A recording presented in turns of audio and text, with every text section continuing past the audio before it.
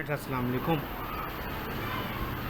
और जैसा कि आप लोगों को पता है कि चैप्टर नंबर 11 आहिस्ता आहिस्ता जो हम उसको ख़त्म करने की कोशिश कर रहे हैं और उम्मीद कर रहा हूँ कि आप लोग जो है वो साथ साथ इसको कर रहे होंगे। बड़ा इंटरेस्टिंग टॉपिक है, बहुत ज़्यादा इंटरेस्टिंग टॉपिक है, काफ़ी ज़्यादा बेसिक चीज़ें हैं इसमें, तो वो हमने जो है आहिस्ता आहिस्ता उसको डिस्कस किया है। तो वाह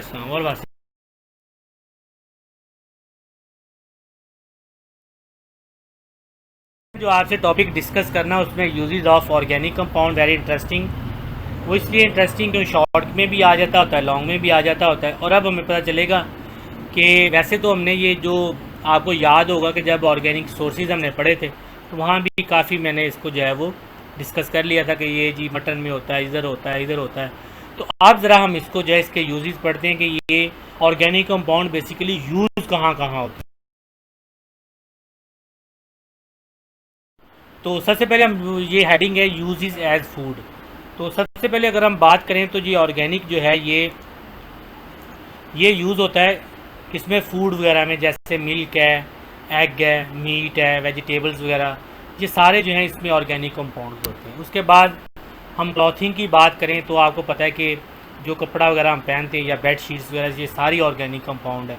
ये क्यों ऑर्गेनिक है? क्योंकि ये सिल्क से, कॉटन से, वूल से बनी होती है या सिंथेटिक फाइबर से बनी होती हैं। और ये सारी सिंथेटिक फाइबर हो या वूल हो, सिल्क हो, कॉटन हो, ये सारे ऑर्गेनिक कंपाउंड है।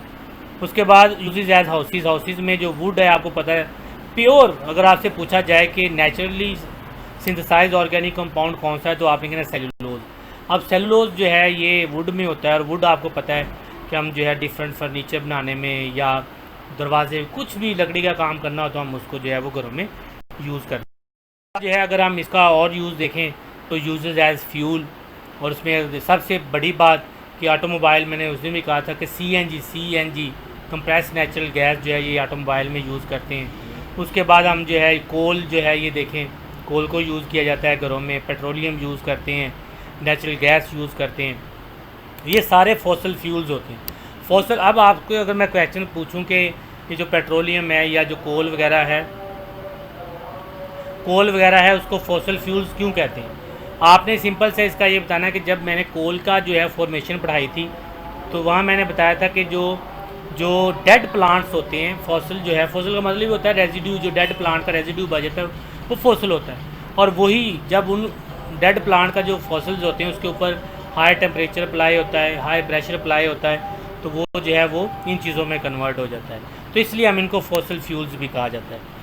कुछ यूज़ एज मेडिसिन। मेडिसिन में इसको यूज़ किया जाता है ऑर्गेनिक कंपाउंड को, जिसमें जो है आप देखिए medicine buyers, most of life saving medicine and drugs such as antibiotics वगैरह। एंटीबायोटिक जो है ये जो माइक्रो ऑर्गेनिज्म को किल वगैरह करते हैं एंटीबायोटिक्स। जैसे आजकल बड़ा कोरोना का सिस्टम चाह रहा है, अभी तक तो कोई वैक्सीन वगैरह नहीं बनी किल करने के लिए।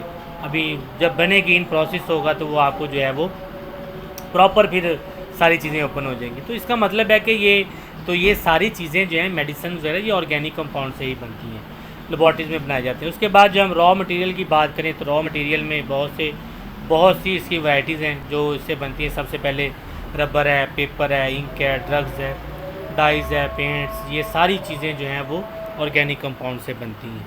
तो ये कुछ इसके यूजेस थे। आप लोगों ने इसको कोशिश करना है, लिखना है, उसके बाद इसको तैयार करना है, लिख के तैयार करें, साथ साथ तैयार करें, बहुत ज़्यादा इंपॉर्टेंट है। अपना बहुत सारा ख्याल रखिएगा, दुआओं में याद रखिएगा। अल्लाह निगहबान।